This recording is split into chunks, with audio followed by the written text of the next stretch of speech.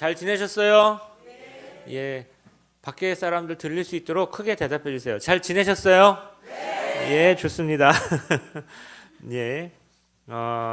앞에 저는 오늘 손님 신부님이 오시는 줄 몰랐는데 알고 보니까 손님 신부님이 아는 신부님이셨어요. 그래서 반갑게 맞이하고 송추가 계시는구나. 그래서 송추 성당 되게 작고 사람이 얼마 없어요, 거기가. 그래서 역대 신부님들이 다 가서 이렇게 힘드시더라고요. 이렇게 돈도 많이 아직 더 걷어야 될 것 같아서.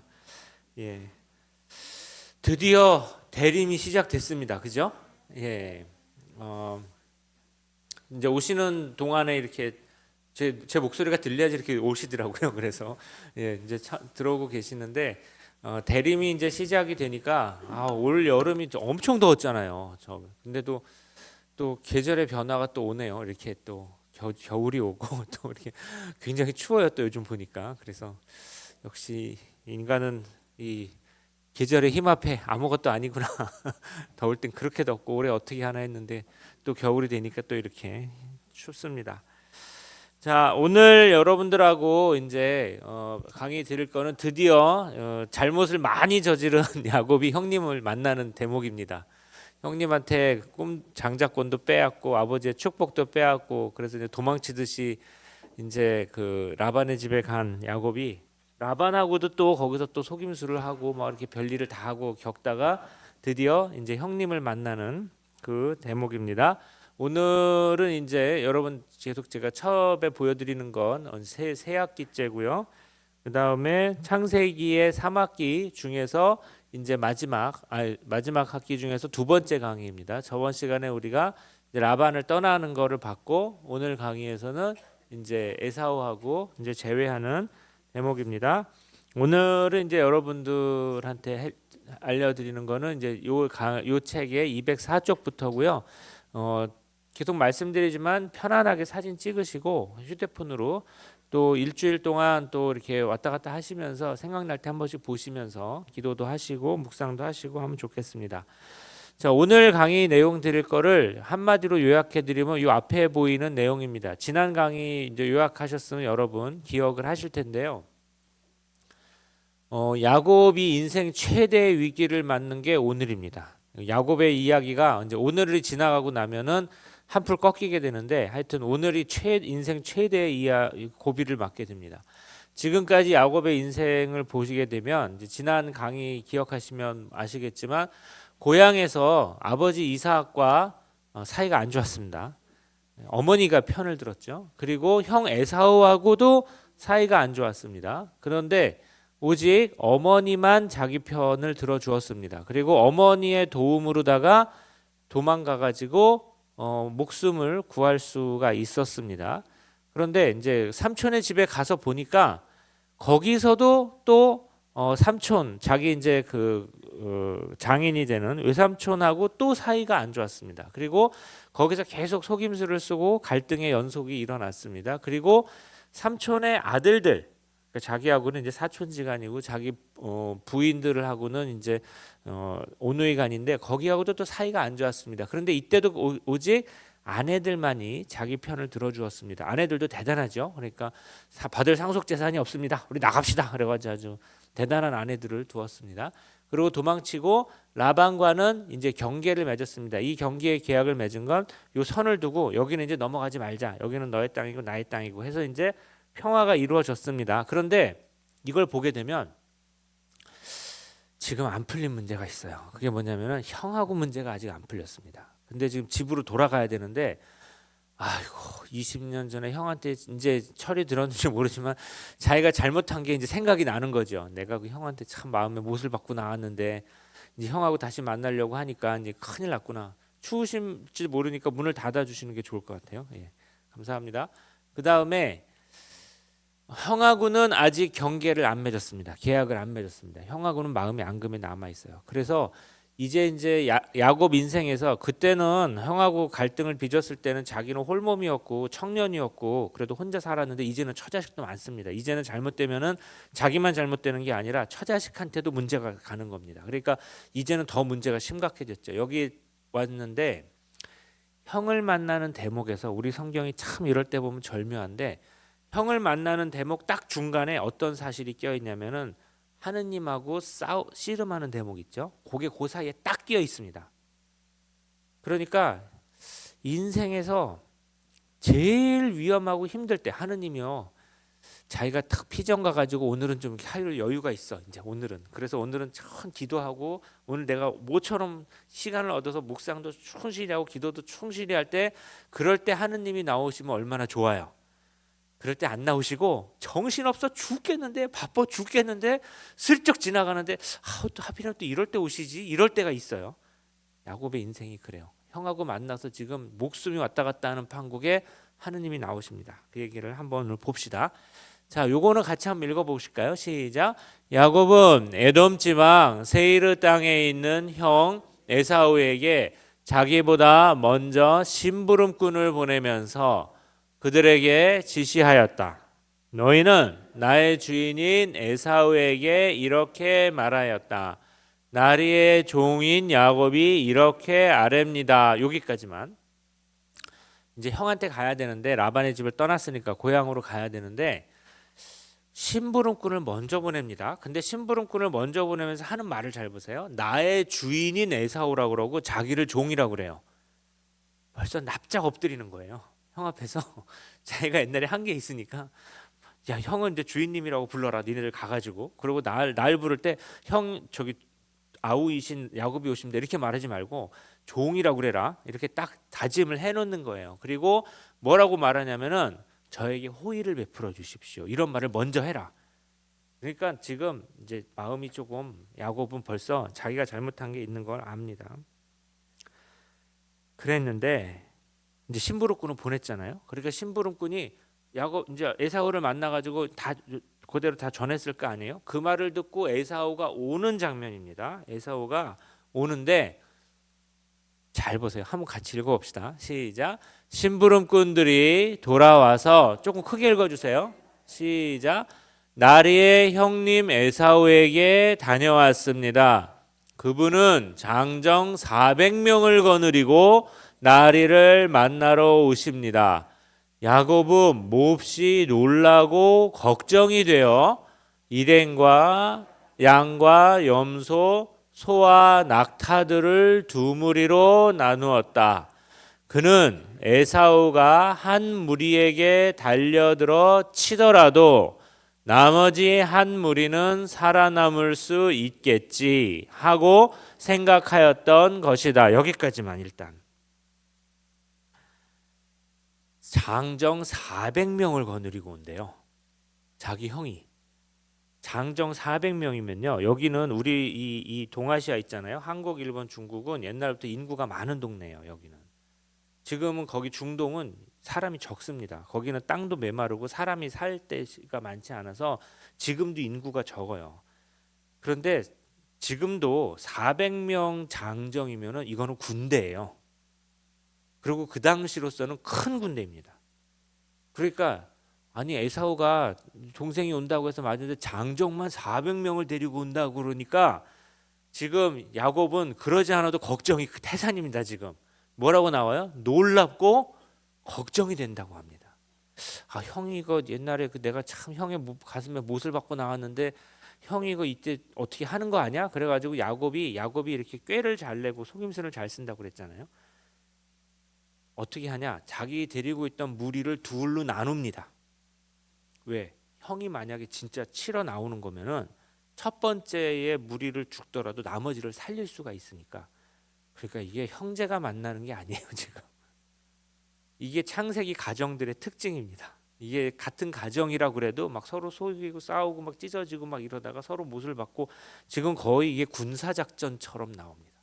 그래서 얼마나 다급하면 이렇게 했겠어요. 그러니까 이때 야곱은 9절에 보세요. 기도합니다. 똥줄이 타는 거죠. 하느님 저를 살려주십시오. 저의 아버지 아브라함의 하느님, 저의 아버지 이삭의 하느님, 이제 하늘 땅 다 찾는 겁니다. 아버지 하느님 다 찾고 기도의 내용이 뭐예요? 11절에 보면 제 형의 손에서 에사우의 손에서 뭐라고 얘기해요? 부디 저를 구해 주십시오. 뭐가 두렵냐면은 그가 들이닥쳐서 어미 자식 할 것 없이 저의 모두를 치지나 않을까 저는 두렵습니다. 야곱의 인생에서 최대의 위기예요. 근데 이 최대의 위기가 어디서부터 와요? 자기 가족에게서 오는 거예요. 근데 가족이 원한을 품은 이유가 뭐예요? 자기 자신이에요. 빼도 박도 못하는 거예요. 지금 야곱은 여기서 탈출을 할 수가 없어요. 자, 요거를 다시 한번 봅시다. 에사우는 장정 400명을 거느리고 옵니다. 야곱은 여기에 대해서 자기 일행을 전부 다해서 두 무리로 나눕니다. 요거를 제가 좀 그림으로 여러분들 보기 편하게 이렇게 나눴습니다. 에사우는 장정 400을 거느리고 치러 오는 군대같이 오고, 야곱은 처자식하고 가축을 두 무리로 1과 2로 나누어서, 그래서 혹시 치러 온다 하더라도 저 앞에 무리는 희생을 하더라도 반은 지킬 수가 있겠지. 요게 지금 야곱의 생각이에요. 이 야곱이 이런 식으로 어떻게 보면 잔머리고 어떻게 보면 생존의 기술이 매우 뛰어난 사람입니다. 그러니까 지금 형하고의 상봉은, 여러분이 성경을 읽으시면 이걸 잘 감안하지 않고 성경을 읽으시면은 아, 이게 둘이 이렇게 되는구나 이렇게 생각하겠지만, 사실은 굉장히 긴장감 있는 순간입니다. 에사우가 사실 야, 너 옛날에 나 속여가지고 장자권도 뺏어가고 아버지한테서 그 축복을 뺏어간 거 완전 속인 거잖아요. 그거를 안 갚음해도 사실은 할 말이 없습니다. 그 정도로 아주 심각한 걸 저지른 건데, 자, 여기서 야곱이 또 꾀를 냅니다. 여기서 끝나는 게 아니에요. 지금 야곱은 생전에 꾀를 거듭해서 하여튼 납작 엎드리고 꾀를 내는 걸 여러분 보실 수가 있는데, 이어지는 성경 구절 짧지요. 같이 한번 읽어봅시다. 이거 짧으니까 시작. 야곱은 이것들을 종들의 손에 한 떼씩 따로 넘기면서 나보다 앞서가되 때와 때 사이에 거리를 두어라 하고 종들에게 일렀다. 이제 두 무리로 나눴는데, 두 무리가 가까이 있으면은 저긴 장정만 400이고 여기는 처자식에다가 뭐 어린아이들에다가 여자애들에게다가 뭐 가축도 많으니까 우리는 빨리 움직일 수가 없잖아요. 저쪽은 남자만 400이니까 굉장히 빠를 거 아닙니까? 그러니까 두 무리를 띱니다. 거리를 한때와 한때를 띄는 거예요. 그래서 저기 앞에 멀어졌잖아요. 앞에 무리가 공격을 받는 동안 뒷 무리는 도망갈 수 있도록. 그러면 자기는 어디에 섭니까? 뒤에 섭니다. 자기는 살라고. 그럼 앞에 있는 처자식은 어떻게 됩니까? 그것도 하여튼 야곱은 머리를 쓰는 거예요. 지금 자기는 살아야 되겠다. 지금 형한테 잘못한 것도 많은데 이래가지고 이게 지금 아주 드라마틱한 장면입니다. 그런데 이것도 모자라서 여기에 또 꾀를 씁니다. 야곱이 어떤 꾀를 쓰느냐? 32장 11절에 보게 되면은 한번 어떤 꾀를 쓰는지 한번 읽어보세요. 시작. 그리고 맨 앞에 선 종에게 지시하였다. 너의 형 에사우가 너를 만나 너는 네 집 사람이냐 어디로 가느냐 내 앞에 있는 이것들은 누구의 것이냐 하고 묻거든 이렇게 대답하여라. 이것들은 나리의 종 야곱의 것인데 주인이신 에사우에게 보내는 선물입니다. 야곱도 저희 뒤에 오고 있습니다. 야곱은 둘째와 셋째 종에게도 그리고 가축대를 뒤따라가는 자들에게도 지시하였다. 너희도 에사우를 만나거든 그렇게 말해야 한다. 그러니까 일단 두 무리를 떼어놓고 자기는 뒤쪽 무리에 서 있는데 앞에하고 뒷무리를 크게 벌렸잖아요. 이제 근데 그 앞에다가 선물을 보내는 거예요. 이제 그것도 모자라가지고 종한테 시켜가지고 선물을 보내는데 종도 3명이나 보냅니다. 선물을 한 번 보내고 그러니까 형 마음을 달래려고 지금 저 선물을 한 번 보낼 때 어떻게 대답하라고 그래요? 동생 야곱이라고 하지 말고 나리의 종 야곱이 종입니다. 지금 저 뒤에 오는 놈은 형 동생도 아니고 근데 쌍둥이잖아요. 그런데도 이렇게 얘기하는 거 하여튼 납작 엎드리는 거예요. 그리고 선물을 한 번 보내는데 19절에 보세요. 둘째와 셋째 종도 있다고 그러잖아요. 그러니까 종도 하나의 종이 아니에요. 셋째 종한테 지금 재산을 다 나눠가지고 첫째 종한테 가서 선물을 보내면서 아유 좀 이렇게 마음을 좀 푸십시오 이렇게 한번 하고 둘째 종도 그렇게 하고 셋째 종도 그렇게 하고 3번을 보낸 다음에야 그 다음에 자기 처자식을 만나면 아무리 형이 막 옛날 생각해가지고 막 지금 막 앙심이 있고 막 하더라도 마음이 좀 풀어질 거 아니겠어요? 머리를 많이 쓴 겁니다. 지금 야곱은 살려고 이런저런 하여튼 많은 생각을 하는 사람이에요. 이게 여러분이 그래서 야곱의 인생의 최대의 위기라고 지금 이 장면입니다. 야곱이 이렇게까지 생명의 위협을 느낀 적은 없었어요. 형하고 그 예전 집에서 이삭의 집에서 살 때도 그렇게 막 죽이려고 하진 않았습니다. 그냥 형제들 간의 다툼이었고 엄마가 도와줬기 때문에 살 수 있었고 라반의 집에서도 재산 가지고 티격태격한 거지 이렇게 사생결단으로 죽이려고 하진 않았거든요. 근데 이제는 틀립니다. 형이 장정 400을 몰고 이렇게 양심을 품고 있을지 모르니까. 그래서 야곱은 그전에는 혈혈단신이었지만 자칫하면 지금까지 이룬 것을 다 잃고 처자식까지도 죽음을 당할 수 있는 그런 위기에 처해 있습니다. 그래서 야곱이 형의 목표는 나다. 내가 살아야 된다. 그래서 어떻게 해요? 창세기 32장 23절에 이걸 다 한 다음에 야곱이 하는 행동을 보십시다. 같이 읽어보세요. 야곱의 입장에서 시작. 야곱은 이렇게 그들을 이끌어 내를 건너 보낸 다음 자기에게 딸린 모든 것도 건네 보냈다. 그러나 야곱은 혼자 남아 있었다. 그러니까 이제는 이것도 모자라서 앞에 종 셋한테 선물 보내고 앞에 한 무리 보내고 거리를 뛰어서 그 다음 무리를 보낸 다음에 여기 이제 야복강이에요. 여기가 내를 건너라고 한 다음에 자기는 못 건넌 거예요. 자기만 남은 거예요. 이제 앞에 다 보내고. 왜냐, 형이 선물을 받고 마음이 좀 풀어질 수도 있죠. 그리고 처자식을 먼저 보낸 이유가 뭐예요? 아무래도 그래 자기 조카들이고 자기 이렇게 제수씨들 아니에요. 그러니까 그걸 보면 또 여자들을 보고 이렇게 가족을 보게 되면 사람이 아무래도 마음이 누그러지잖아요. 그런데도 다 마음이 누그러진 형이 자기 얼굴을 보게 되면 그치 다시 또 마음이 또 생각이 날 거 아니에요. 그러니까 자기가 못 건너가는 거예요.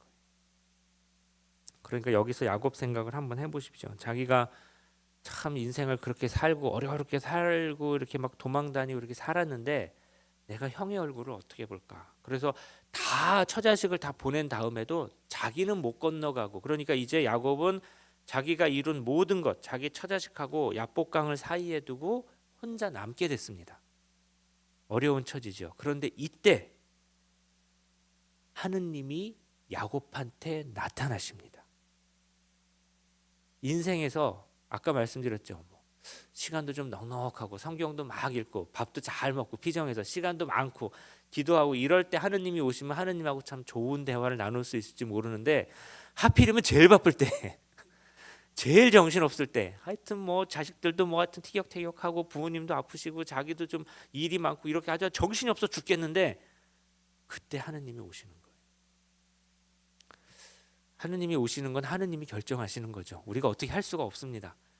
그런데 이럴 때 오십니다. 이걸 보게 되면 하느님이 하필이면 야곱의 인생에 이럴 때 오셔가지고 이제 씨름하고 이스라엘은 이름을 주고 하는 바로 그 대목입니다. 그래서 하느님하고 씨름하고 하는 대목에서 이 대목의 그 이야기 지금부터 보겠지만 그것보다 더 중요한 게 어떤 상황에서 오셨냐는 거예요. 제일 힘들고 제일 정신없고 정말 자기가 근데 야곱이 아까 어떤 기도를 했습니까? 하느님한테 제발 저를 좀 살려주십시오. 아버지 하느님 다 찾고 할아버지 하느님 다 찾은 다음에 그러니까 우리식으로 말하면 뭐 하느님, 예수님, 부처님, 알라신, 뭐 마리아님 다 찾은 다음에 저를 좀 살려주십시오 하는데 그때 오셨습니다. 결국은 오셨습니다. 그러니까 하느님이 야곱의 기도를 들어주신 겁니다. 자, 이때 하느님이 나오는 대목입니다. 한번 성경 구절을 한번 이런 상황에서 나오신 거구나 한번 읽어봅시다. 시작. 그런데 어떤 사람이 나타나 동이 틀 때까지 야곱과 씨름을 하였다. 그는 야곱을 이길 수 없다는 것을 알고 야곱의 엉덩이 뼈를 쳤다. 그래서 야곱은 그와 씨름을 하다 엉덩이 뼈를 다치게 되었다. 그가 동이 트려고 하니 나를 놓아다오 하고 말하였지만 야곱은 저에게 축복해 주시지 않으면 놓아드리지 않겠습니다 하고 대답하였다. 가장 힘들고 정신없고 바쁠 때 야곱은 가장 중요한 신체험을 합니다. 그런데 여기서 잘 보게 되면 야곱은 이게 하느님이신지 모릅니다. 왜? 제일 바쁘고 제일 정신이 없을 때이기 때문에 뭔가 들이닥쳐가지고 뭔가 얘기하고 막 씨름하고 밤새 한 거는 같은데 일단 자기 살기 급급해서 자기도 정신이 없을 때라서 저기 맨 윗절에 어떤 사람이라고 했잖아요. 이거 천사거든요. 근데 야곱은 지금 사람이라고 생각하고 있어요. 이게 되게 중요한 단어입니다. 뭐가 뭔지 모르고 있는 거예요, 야곱은. 그냥 밤에 기도하고 어떻게 형한테 살아남아야 되는데 뭔가 지금 어떤 사람에서 들이닥쳐가지고 또 이 바빠 죽겠는데 나랑 씨름하자 그러고 막 그러고 있는 겁니다. 그래서 동이 틀 때까지 하여튼 뭔가 씨름을 했는데 25절에 보면 그가 야곱을 이길 수 없다는 것을 알았다고 합니다. 야곱이 엄청 바빠요. 지금 정신이 없어요. 그러니까 야곱의 엉덩이 뼈를 쳤는데 그러니까 이게 지금 하느님은 저 밑에 보시면 가장 힘들 때 정신없을 때 아주 나를 정신없게 만들고 가신다. 이게 하나가 있고요. 두 번째로는 누구하고 싸웠는지 지금 야곱은 모릅니다. 이게 지금 천사인지 하느님인지. 그러니까 우리가 어떤 때 막 바쁠 때 어떤 때 보면은 이게 정말 하느님의 뜻인지 아닌지 내가 지금 뭐 제대로 하느님을 체험한 건지 아닌 건지 정신이 없게 지금 지나가고 있는 거예요. 엉덩이 뼈를 쳤다고 하는 거는 제물의 의미가 있습니다. 이스라엘 사람들은 제물을 바칠 때 오른쪽 엉덩이 뼈는 사제의 몫으로 남겨놨거든요. 그래서 이거는 왜 우리가 오른쪽 엉덩이 뼈를 그러니까 오른쪽 앞발이라고도 하고 엉덩이 뼈라고도 하는데 실제로 이 돼지를 생각해 보시면은 돼지 뒷다리 쪽이 살이 많잖아요. 엉덩이 쪽이 살이 많거든요. 제일 좀 맛있는 부위이기는 한데 제사를 지내고 나면 그걸 따로 떼어놔서 제사 지낸 사제의 몫으로 남겨놓고 나머지 고기를 먹습니다. 그래서 엉덩이 뼈를 내놓은 이유가 이제 이때 이 일 때문이다라고 하는 그 기원이 되는 이야기인데 그분이 그럽니다. 동이 틀려고 하니까 나를 좀 놓아다오. 이제 밤이 지나서 나는 가야 되겠다. 그런데 야곱이 제일 원했던 게 뭐냐면 지금 야곱은 축복입니다. 자기가 살아야 돼요. 야곱이 제일 원하는 건 그거예요. 내가 지금 형 이 동이 트게 되면 나도 이제 강을 건너가야 되는데 야곱 상황을 생각해 보세요. 강을 건너가서 지금 자기 처자식이 다 죽었을지 살아 있을지 형이 지금 내가 건너가게 되면 딱 건너오자마자 여기 땅하면 이놈 죽이려고 딱 하고 있는지 모르는 상황입니다. 야곱은 누구보다도 하느님의 축복이 제일 필요합니다. 지금. 그래서 야곱이 원하는 건 하나예요. 당신이 누구인지도 안 물어봐요. 왜 오셨는지도 안 물어봐요. 내 인생이 어떻게 될 겁니다도 안 물어봐요. 딱 하나, 나한테 축복을 좀 주십시오. 내가 그거 있어야 살겠습니다. 라고 하는 거예요. 굉장히 절박한 거죠. 사람이 그러고 바쁘고 힘들고 절박하게 되면은 다른 거 다 필요 없어요. 평소에 이렇게 좋을 때 하느님 오시면 시간도 많고 그러면 당신은 누구십니까? 뭐 이런 것도 물어보겠는데 제일 바쁠 때 오시면 하나만 요것만 좀 해주십시오. 이거 하나 물어보고 있는 거예요. 그게 제일 중요한 게 축복입니다. 그런데 그분의 대답이 뭐냐? 이 야곱의 상황을 다 아시는 하느님이 하필이면 그때 오셨는데 그분의 대답이 뭐냐? 한번 읽어볼까요? 시작. 그가 야곱에게 네 이름이 무엇이냐 하고 묻자 야곱입니다 하고 대답하였다. 그러자 그가 말하였다. 내가 하느님과 겨루고 사람들과 겨루어 이겼으니 너의 이름은 더 이상 야곱이 아니라 이스라엘이라 불릴 것이다.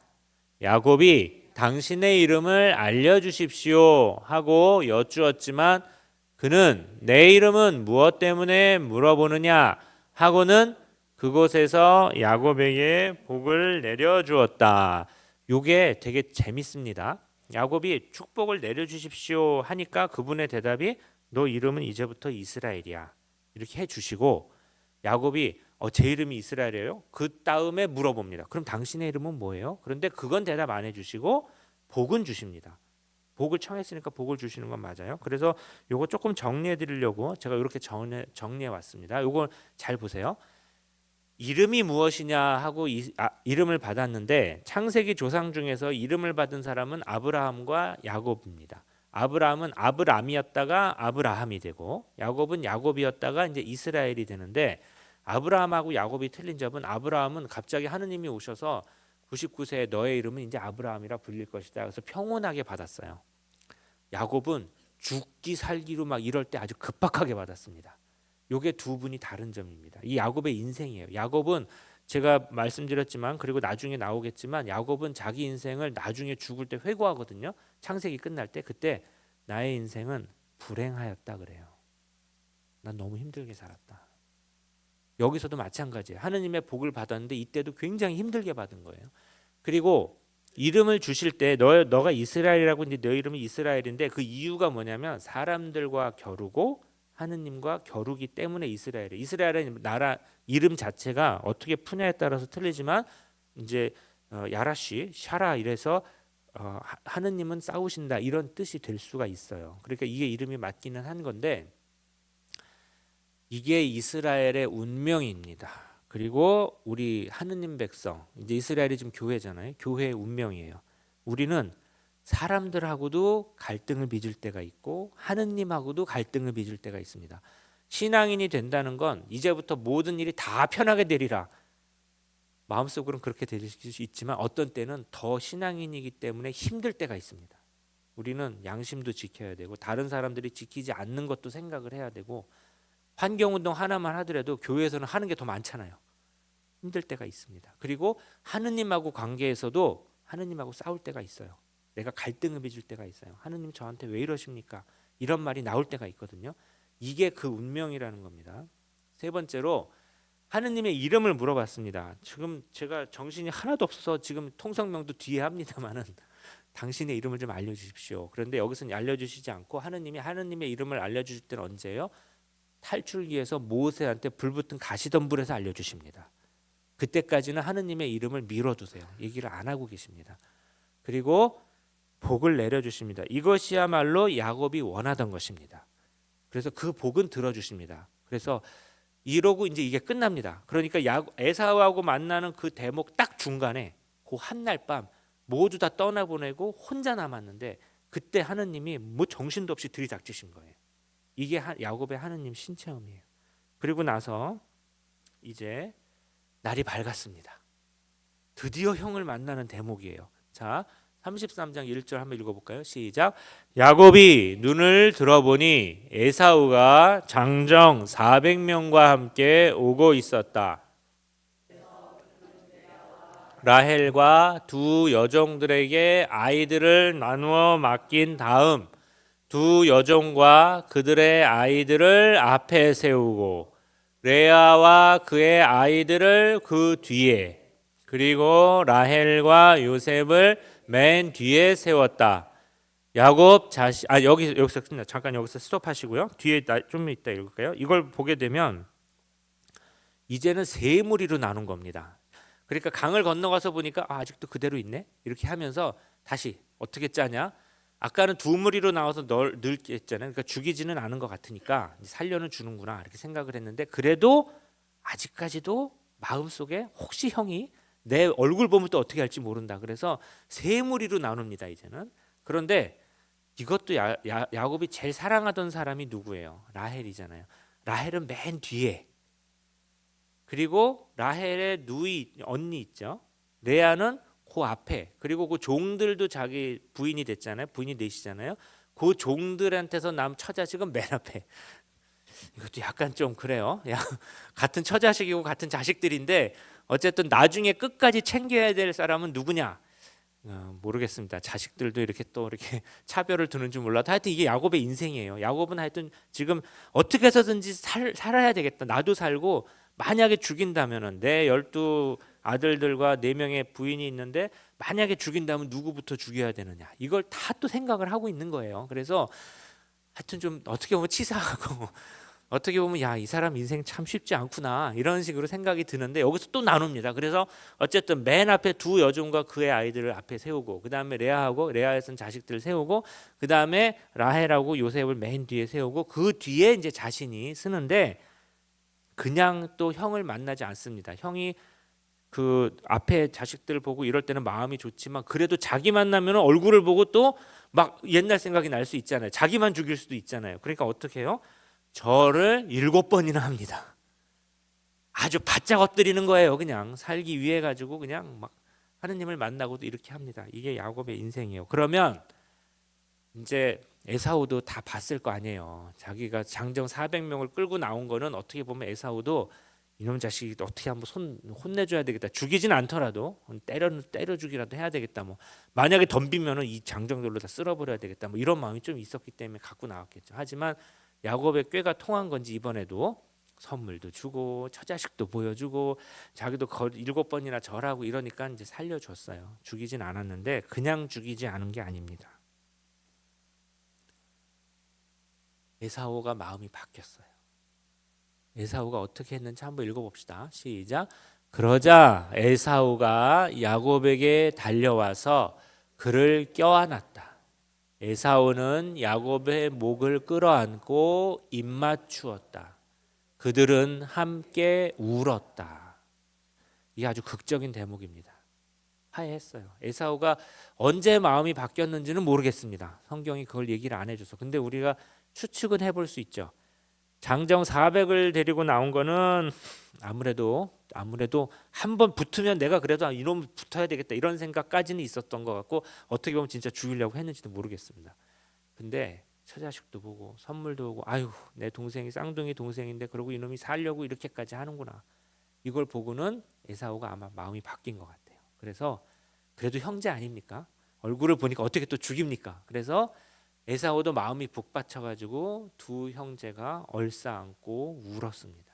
그리고 화해를 했습니다. 창세기 가정의 특징이죠. 이렇게 형제들이 죽을 둥살둥 싸웠는데 요셉 이야기도 똑같습니다. 나중에 이제 요셉 이야기 할 때 말씀드리겠지만 요셉도 형들이 죽이려고 그랬잖아요. 그러다가 팔려갔죠.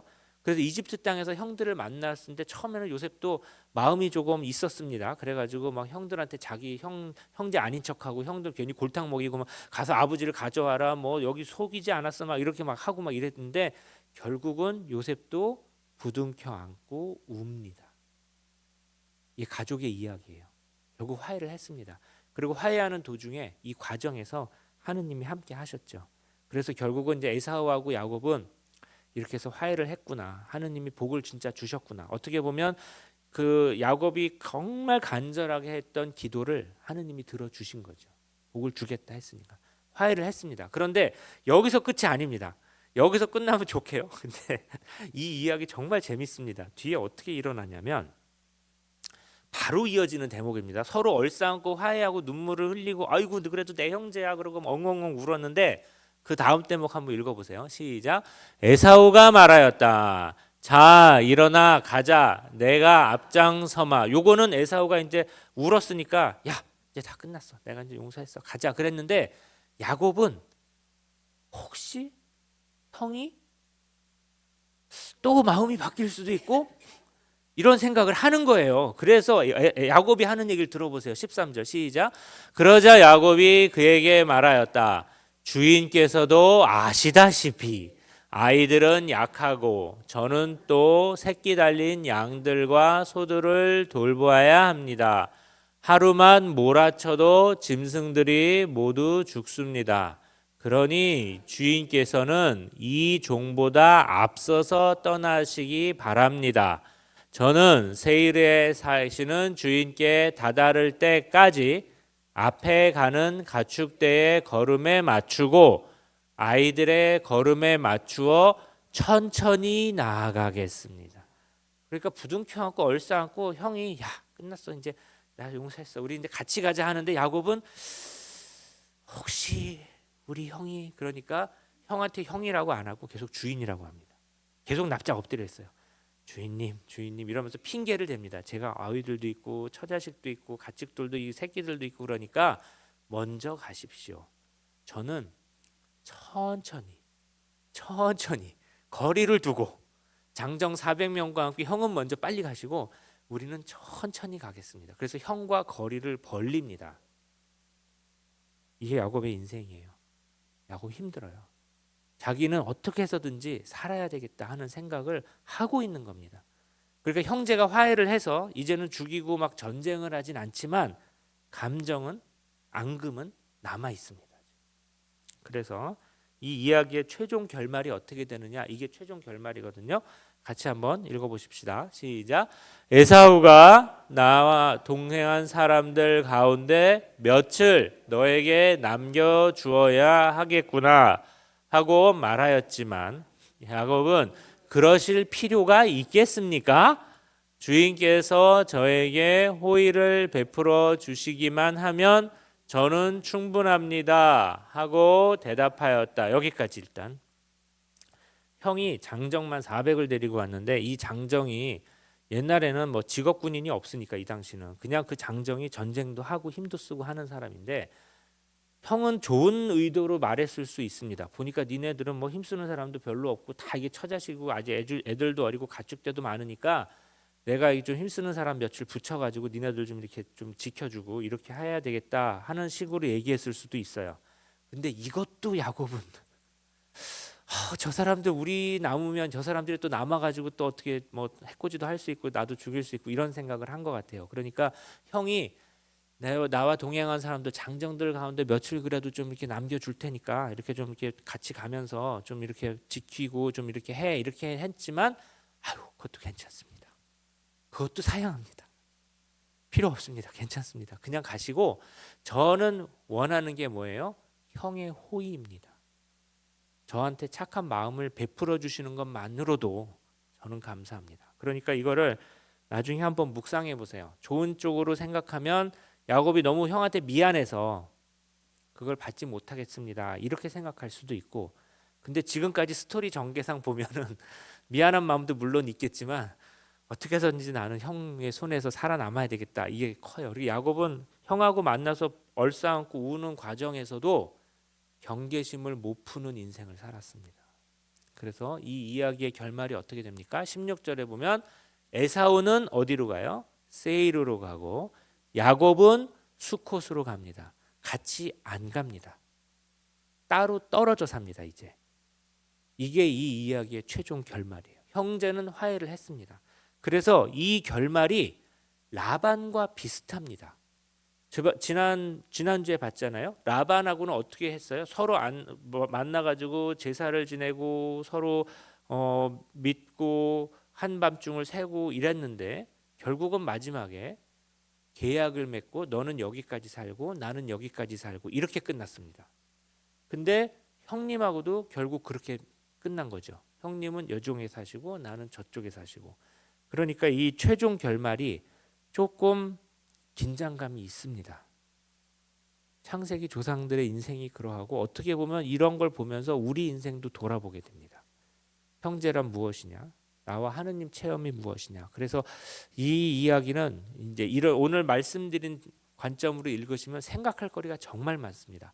각자의 입장에서 한번 생각해 보시고 또 에사우의 입장에서도 생각해 보고 야곱의 입장에서도 한번 묵상해 보고 또 하느님 입장에서도 묵상해 보고 또 야곱의 처자식들 입장에서도 맨 앞장 서서 가라고 그러면 뭐 어떻게 했어요? 그 앞에 서서 가는 처자식은 좀 그럴 거 아니에요? 하여튼 그런 입장에서 생각해 보시고 이게 쉬운 인생을 산 분들이 아니구나 하는 걸 보겠습니다. 오늘 강의는 여기까지고요. 다음 시간에는 이제 야곱이 내부의 위협이 아니라 외부의 위협을 겪습니다. 이제 내부의 위협은 형하고 끝났고 외부에서 아주 이상한 일을 또 겪게 됩니다. 그러면서 가족이 또 위기에 겪게 되는데 이제 그 위기는 다음 시간에 보겠습니다. 지금까지 잘 들어주셔서 대단히 감사합니다. 고맙습니다. 네, 오늘도 강의 잘해주신 주원준 박사님 다시 한번 박수 부탁드리도록 하겠습니다. 영광이 성부와 성자와 성령께. 수고하셨습니다. 성부와 성자와 성령의 이름으로 아멘.